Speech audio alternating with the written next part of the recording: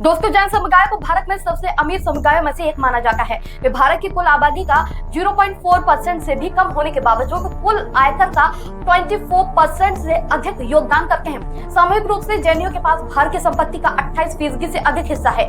जैन समुदाय भारत की सकल घरेलू उत्पाद की वृद्धि में 25% का योगदान देता है। जैन लोग कुल मिलाकर भारतीयों की तुलना में अधिक शिक्षित और धनी हैं। आपको बता दो, भारत की 2011 की जनगणना के अनुसार जैन वयस्कों में से लगभग एक तिहाई यानी कि 34% के पास कम से कम एक कॉलेज की डिग्री है, जबकि आम जनता में ये संख्या 9% ही है। इसके अलावा भारत के राष्ट्रीय परिवार और स्वास्थ्य सर्वेक्षण के अनुसार जैनियों का विशाल बहुमत भारत के शीर्ष धन पंचमाश में आता है। इसीलिए कहा जाता है कि जैन समाज पढ़ा लिखा समाज होने के साथ साथ ही स्वस्थ समुदाय भी है।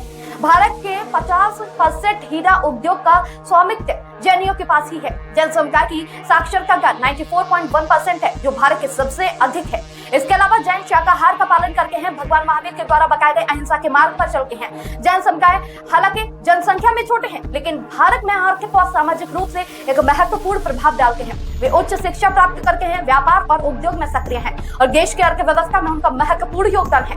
जैन संपूर्ण जनसंख्या का मात्र 1% ही है, लेकिन उसका कुल इनकम टैक्स लगभग 24% है। कुल जीडीपी में 25%, जबकि एक्सपोर्ट में 20% और डायमंड और ज्वेलरी बिजनेस में विश्व का 65% योगदान है। इसके अलावा कुछ लोग कहते हैं कि जैन सनातन धर्म का अभिन्न हिस्सा है, तो आपको बता दूं कि ऐसा बिल्कुल नहीं है। ये एक भ्रम है।